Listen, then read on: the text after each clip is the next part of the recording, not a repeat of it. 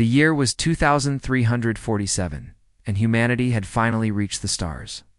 After decades of faster-than-light travel and building colonies on 17 worlds across 3 star systems, Earth received a message that would change everything.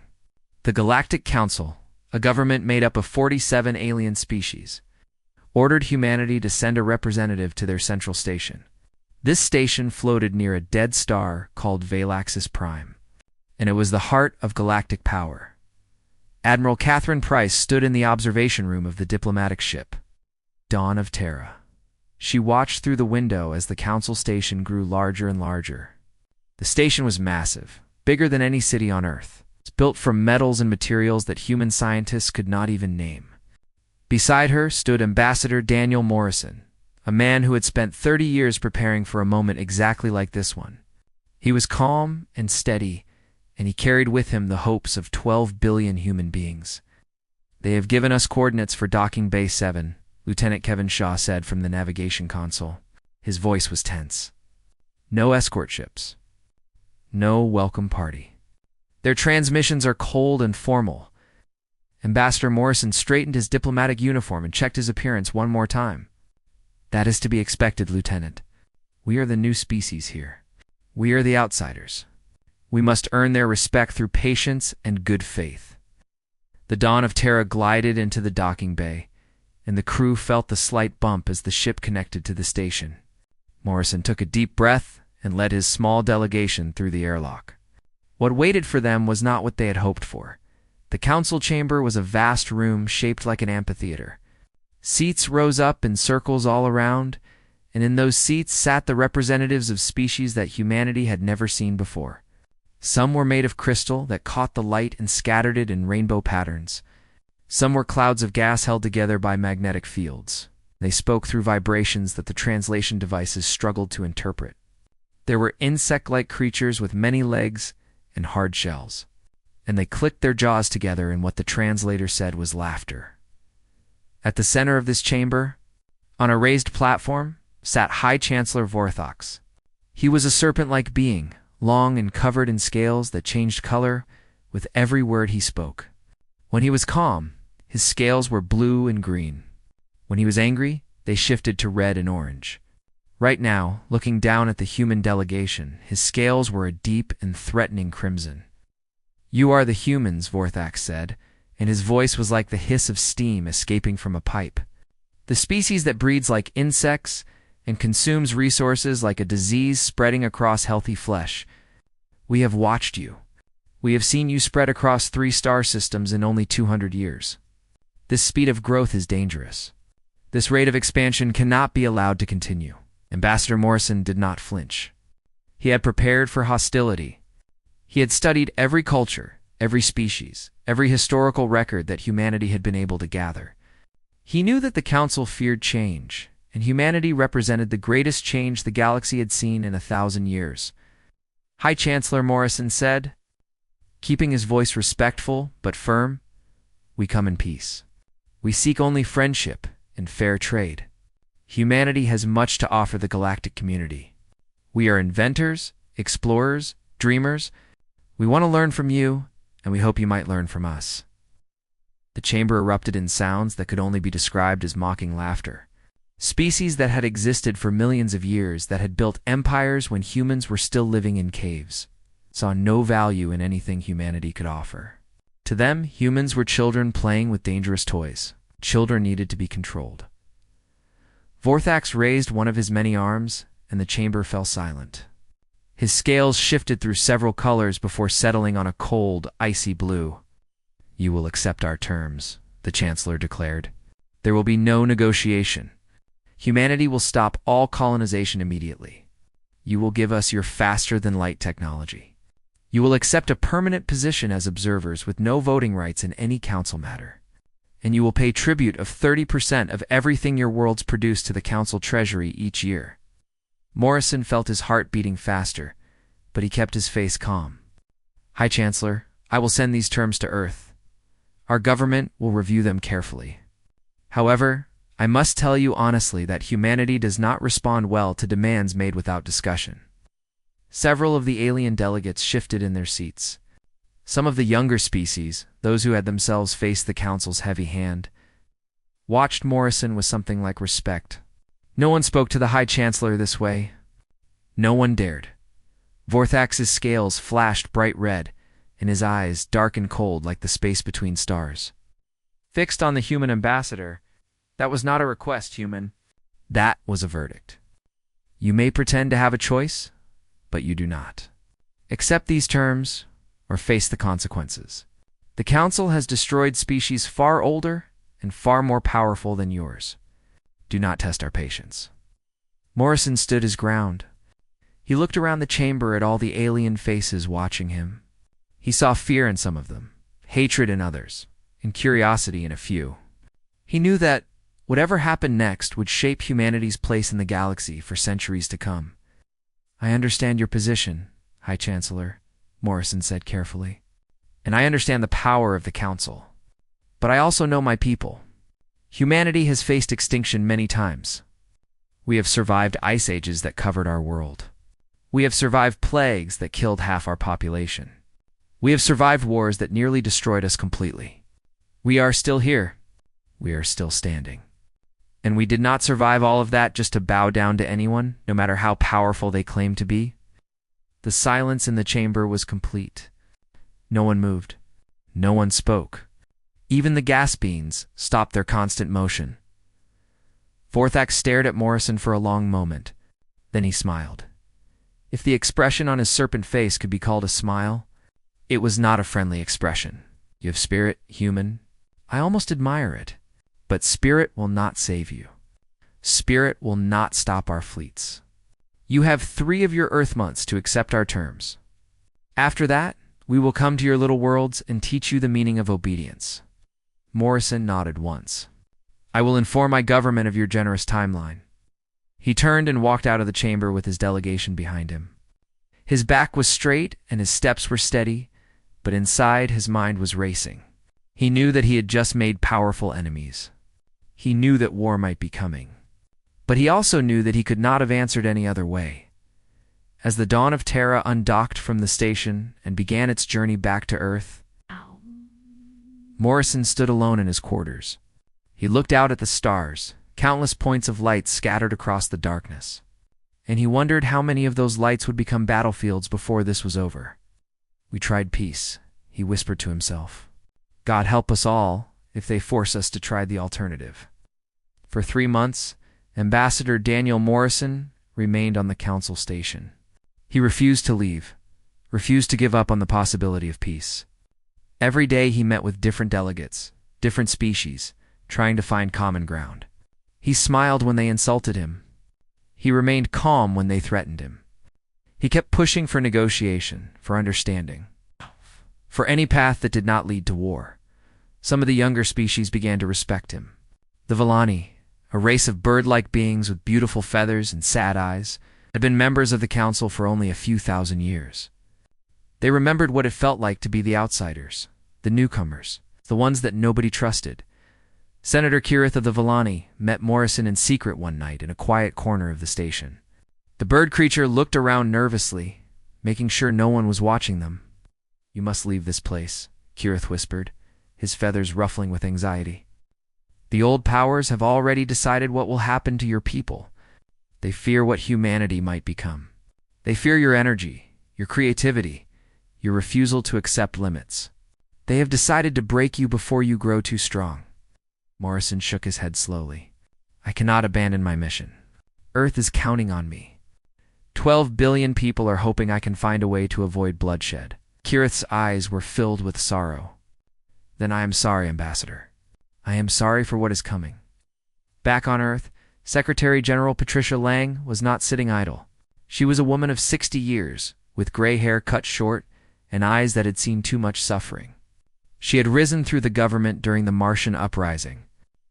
When the colony had tried to break away from Earth, she had held things together during the Belt Wars. When the asteroid miners had fought for their rights, she knew what conflict looked like, and she could smell it coming from across the galaxy. They are stalling, General Marcus Webb told her during a secret meeting in the underground command center beneath the city of Geneva.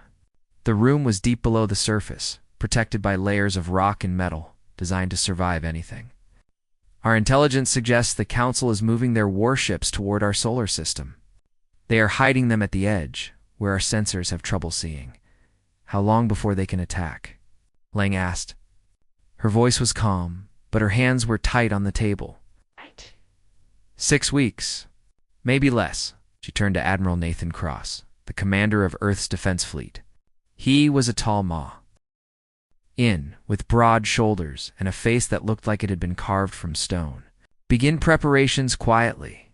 I want every ship ready for battle within 30 days. But do it without making noise. We cannot give them a reason to attack before we are ready. Cross nodded. Understood, Madam Secretary. On the council station, Ambassador Morrison received a message summoning him to the main chamber. He assumed it was another round of talks, another chance to argue for peace. He dressed carefully in his best diplomatic uniform. He pinned the small Earth flag to his chest, right over his heart. He walked into the great amphitheater with his head held high and hope still alive in his heart. He never walked out. The chamber was packed with every member of the council. Every species, every delegate, every aide and assistant. They filled the seats, rising up in circles. Thousands of alien eyes, all focused on the single human standing in the center of the floor. Hi, Chancellor Vorthax looked down from his platform, his scales shifting through colors that Morrison had never seen before. There was no pretense of negotiation this time. There was no discussion. This was something else entirely. Ambassador Daniel Morrison of Earth, Vorthax announced, his voice echoing through the vast chamber. You've been found guilty of spying against the Galactic Council. You have been found guilty of trying to start rebellions among species that belong to us. You have been found guilty of threatening the peace and order of galactic civilization. Morrison felt his blood turn cold. This is wrong. These charges are lies. I have done nothing but work for peace. I have spoken only of cooperation and friendship. The sentence, Vorthax continued as if Morrison had not spoken, is death. Before Morrison could react, massive guards seized his arms. They were from a species built like mountains, with 4 arms and skin like armor. Morrison struggled, but he might as well have been fighting against solid rock. The execution was broadcast across every communication channel in the galaxy. Every species, every world, every ship received the signal. They wanted everyone to see what happened to those who defied the Council. They used a device called a neural disruptor. It was designed to cause maximum pain before finally stopping the brain. Morrison screamed as fire seemed to burn through every nerve in his body. The agony lasted for minutes that felt like hours. His last words, transmitted directly to Earth, were these: "Tell them we never surrendered. Tell them we never will." And then he was gone. Secretary General Patricia Lang watched the transmission in the war room beneath Geneva. Her advisors stood around her, their faces pale with horror and grief. Some of the younger officers were crying. Some of the older ones looked like they wanted to vomit. Lang's face showed nothing. She was completely still, completely silent. But those who knew her well could see the fire burning behind her eyes. They could see the cold fury building inside her like a storm waiting to break. She stood slowly. She looked at the frozen image of Morrison's body on the screen. She looked at it for a long time. Madam Secretary General Webb said quietly, "What are your orders?" Lang turned to face her command staff.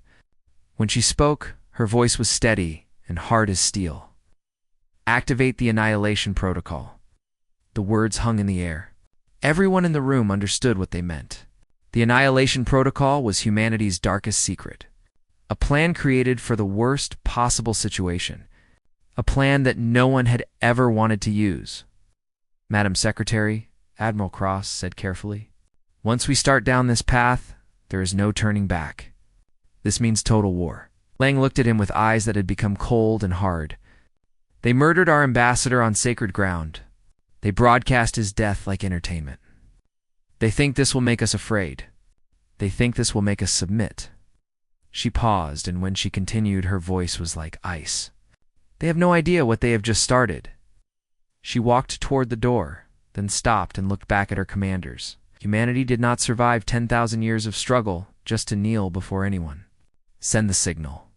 Wake up every ship, every soldier, every factory. We are going to war, and we are not going to stop until justice is done." The room exploded into action. Orders were sent across the solar system. The machines of war began to move. And somewhere among the stars, the Galactic Council celebrated their victory over the primitive humans, completely unaware of the storm that was about to fall upon them: the annihilation.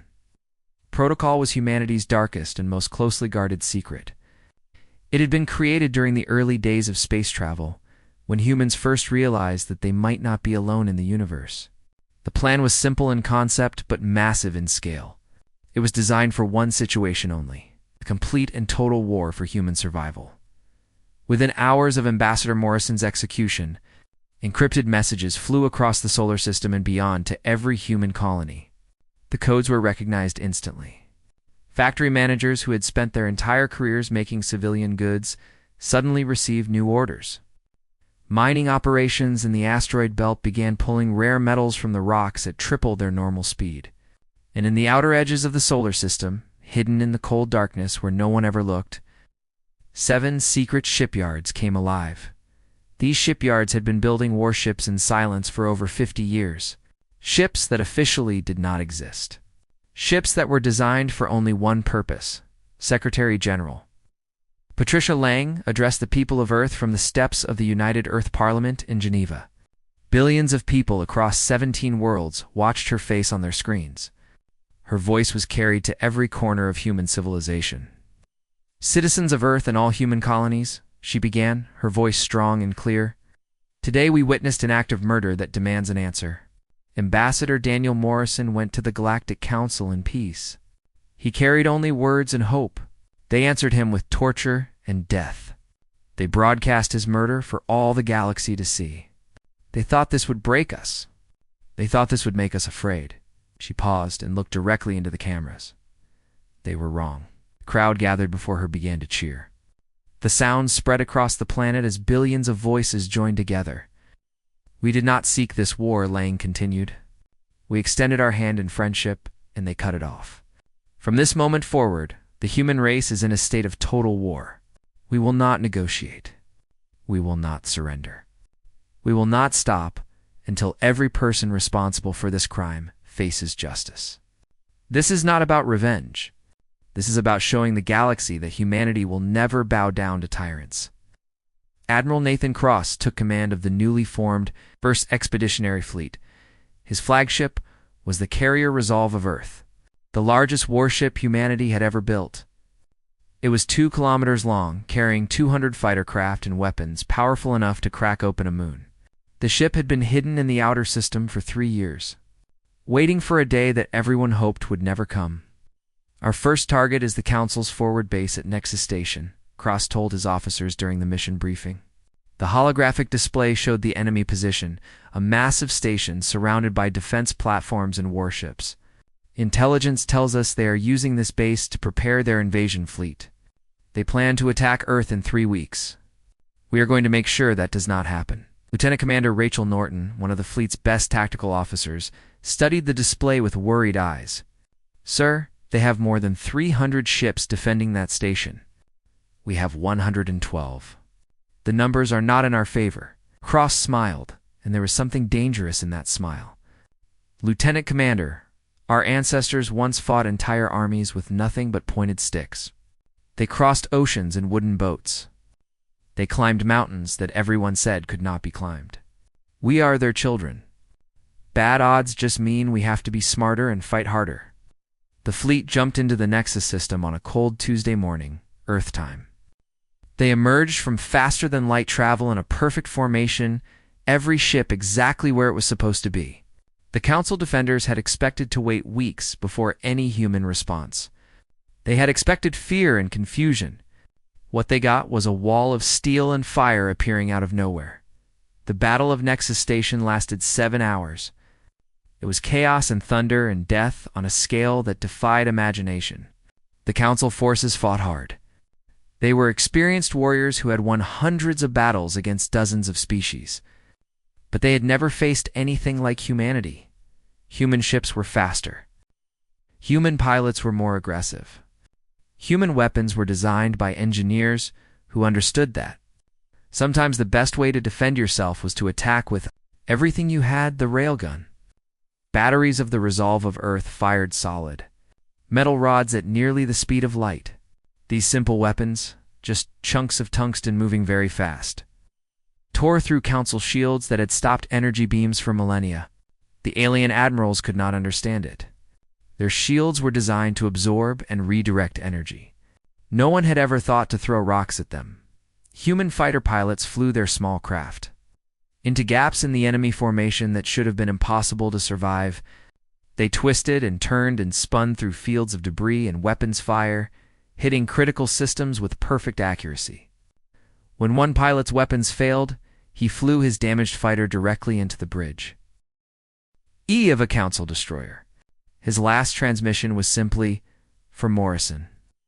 When the battle ended, the Council had lost 147 ships. Nexus Station was a broken ruin, fires burning in its shattered corridors. Humanity had lost 38 vessels and over 4,000 lives. Admiral Cross stood on his bridge, watching the wreckage drift through space. His face was tired, but his eyes were bright. "Send a message to the Galactic Council," he ordered. "Open channel, all frequencies. I want everyone to hear this." He took a deep breath and spoke clearly. "This is Admiral Nathan Cross of the United Earth Fleet. You murdered our ambassador. You thought that would frighten us. Instead, you have awakened something that should have been left sleeping. This battle is just the beginning. We are coming. We will not stop. We will not rest. Every species that stands with the Council against us will share in what is coming. Every species that wishes to join us in freedom will find us to be loyal friends.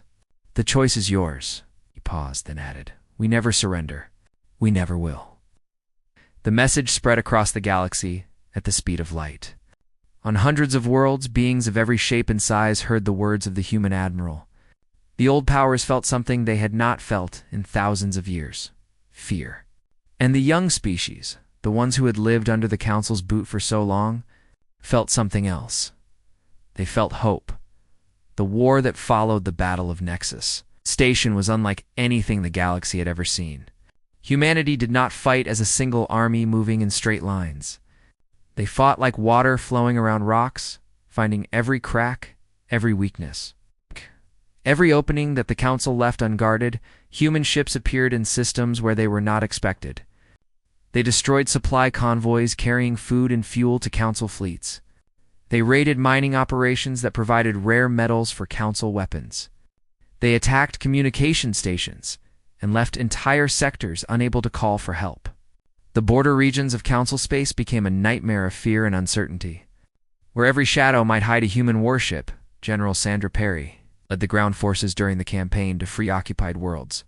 She was a small woman with short dark hair and a voice that could make soldiers run through walls. Her troops loved her because she never asked them to do anything she would not do herself. She was always first through the door, always at the front of the charge. The planet Thraxis 7 had been under Council control for 3,000 years.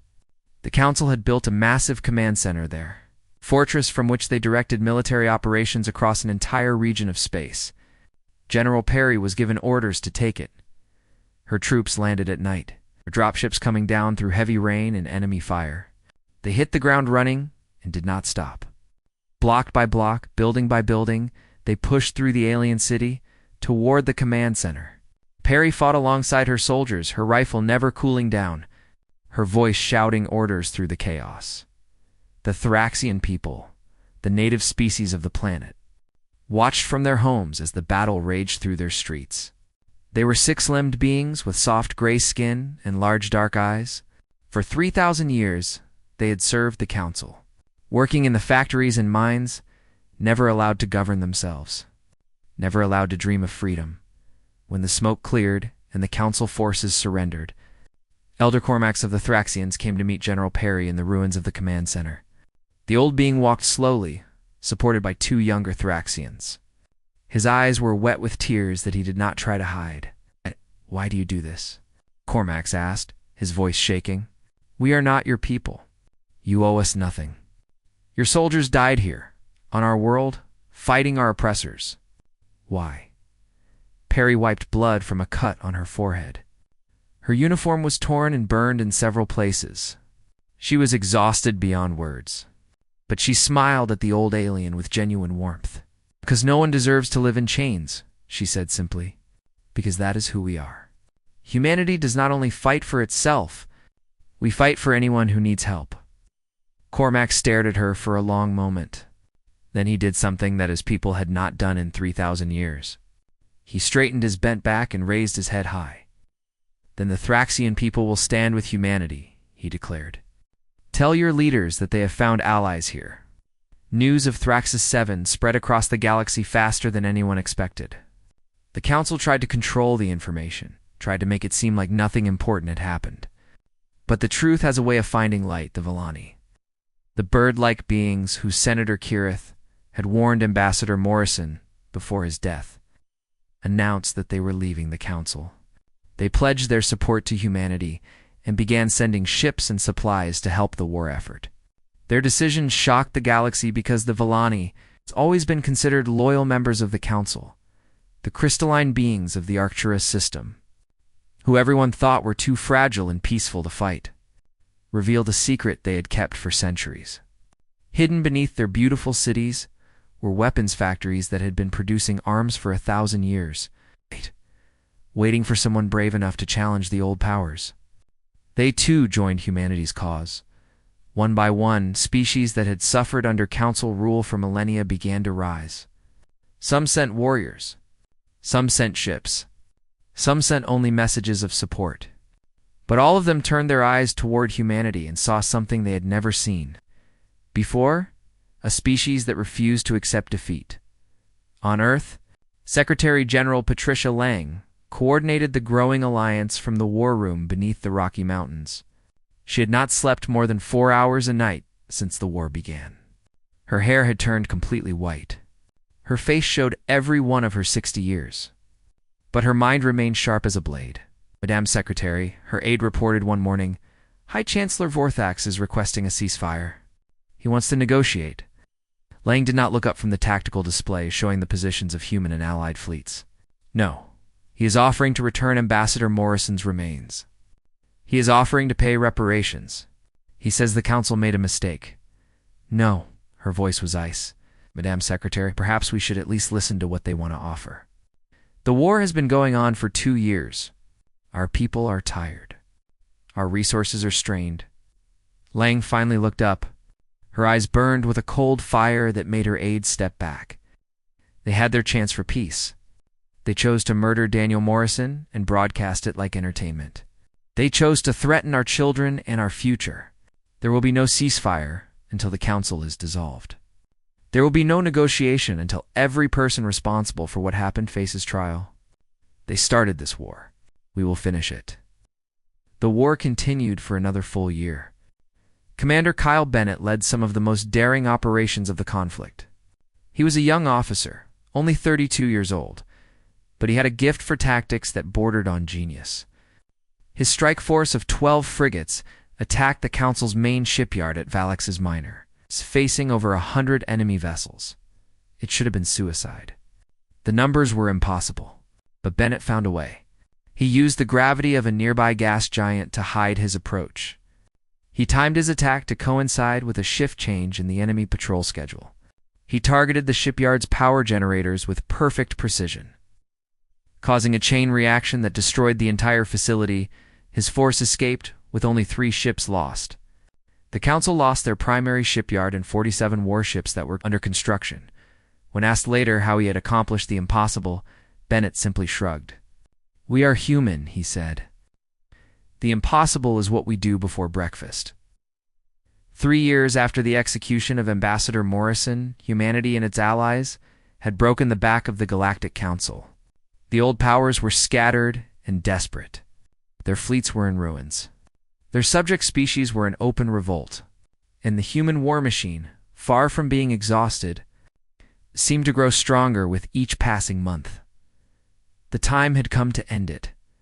The final assault on Valex's Prime was the largest military operation in human history. Admiral Nathan Cross commanded a combined fleet of human and allied vessels numbering more than 2,000 ships. They gathered at the edge of the system, a massive armada that stretched across thousands of kilometers of space, blocking out the stars behind them. Cross stood on the bridge of the Resolve of Earth, looking out at the fleet he commanded. Behind him stood officers from a dozen different species: the feathered Villani, the crystalline Arcturans, the gray-skinned Thraxians, and many others who had joined humanity's cause. They had all lost something to the Council. They had all come for justice. "All ships report ready, Admiral," Lieutenant Commander Rachel Nordo N said. She had been promoted 3 times during the war and was now Cross's most trusted officer. "The Council has everything they have left defending that station. This is their last stand." Cross nodded slowly. "Then let us make sure it is a stand they will remember forever." The fleet jumped into the Valaxis system as one, emerging from faster-than-light travel in perfect formation. The neutron star at the heart of the system cast strange light across the warships, making them look like ghosts rising from the darkness. At the center of it all hung the Council Station, the seat of galactic power for 10,000 years. High Chancellor Vorthax watched from the observation deck as his empire crumbled around him. The fleets he had commanded were scattered across the galaxy, most of them destroyed, the rest running for their lives. His allies had abandoned him one by one, making secret deals with humanity to save themselves. The species he had once mocked as vermin were at his doorstep, and they carried fire. "Order the garrison to surrender," his aide begged, falling to his knees. "Perhaps they will show mercy. Perhaps if we give ourselves up without more fighting, they will spare our lives." Vorthax's scales flickered through a dozen colors: fear, anger, despair, and finally, a dark resignation. Mercy. "We showed them what we thought of mercy when we executed their ambassador. We made sure they watched every moment of his pain. They will not forget. They cannot forget." The station's defenses held for 6 hours. Human and allied ships pounded the shields with everything they had, while the Council threw wave after wave of defenders at them. Fighters dueled in the shadow of the neutron star. Capital ships traded massive blows that lit up the system like artificial suns. When the shields finally fell, human Marines began boarding operations. They came in assault shuttles that dodged through the wreckage, landing on the station's hull and cutting their way inside. Major Christina Hayes led the primary assault team, the one tasked with reaching the Council chamber itself. Hayes was 43 years old and had been a Marine for 20 years. She had fought in the Martian Uprising and the Belt Wars. She had seen combat on a dozen worlds during this war. Nothing frightened her anymore. Her soldiers moved through the station's corridors with grim determination. They encountered Council guards at every turn and dealt with them quickly and efficiently. They were not cruel, but they were not gentle either. Every Marine remembered the transmission of Ambassador Morrison's execution. Every one of them carried that memory like a weight on their shoulders. They reached the Council chamber and blasted open the massive doors. Inside, High Chancellor Vorthax sat on his throne, surrounded by his personal guards. The guards were massive creatures, built like walking tanks. Armed with the most advanced weapons the Council possessed, the guards looked at the human soldiers. They looked at the bodies of their comrades scattered through the corridors behind them. They looked at the cold determination in human eyes that had seen too much war to feel fear anymore. They dropped their weapons. Vorthax did not move. He sat perfectly still on his throne, his scales shifting slowly through shades of gray. He watched as Major Hayes walked toward him, her rifle pointed at his chest. "So," the Chancellor said, his voice tired and empty, "the vermin have inherited the galaxy? Tell me, human, how does it feel to become everything you claim to hate?" Hayes removed her helmet. Her face was covered in sweat and ash, and a thin line of blood ran down from a cut above her eye. She looked at the creature who had ordered the death of Ambassador Morrison, who had started a war that killed billions, who had ruled the galaxy through fear and cruelty. "We are not vermin," she said quietly. "We never were. We are humanity. And you should have known better than to harm our people." Secretary General Patricia Lang arrived on the station 3 days later for the formal surrender ceremony. The Great Hall of the Council, the very room where Ambassador Morrison had been murdered, was now filled with human soldiers and representatives of allied species. Vorthax and the surviving council members were brought before her in chains. Not energy restraints or force fields, but actual metal chains. The same kind of chains that the council had used to bind subjugated species for thousands of years. Lang had insisted on this detail. She stood at the center of the hall, a small woman in a simple gray uniform, surrounded by beings from across the galaxy. She looked at Vorthax with eyes that had seen too much grief to hold any anger anymore. "Hi, Chancellor Vorthax," she said, her voice carrying to every corner of the massive room. "You stand accused of crimes against humanity and crimes against countless species throughout this galaxy. You ordered the execution of a peaceful ambassador. You planned the invasion and destruction of Earth. You have ruled through fear and cruelty for far too long." Vorthax lifted his head, and for a moment his old arrogance returned. "I did what was necessary to maintain order in the galaxy. I've kept the peace for 10,000 years. Order." Lang's voice was sharp as a knife. "You maintained power. There is a difference. True peace does not require chains. True order does not require murder." She turned to face the assembled crowd, beings of every shape and size who had come to witness this moment. "The Galactic Council is dissolved from this day forward. It is finished. In its place, we will build the United Galactic Alliance. Every species, regardless of how old or young, how powerful or weak, will have an equal voice. Disputes will be resolved through negotiation, not violence.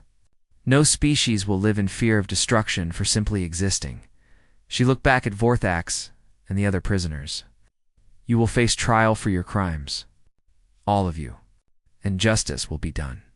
Not revenge, but justice. Because that is who we are.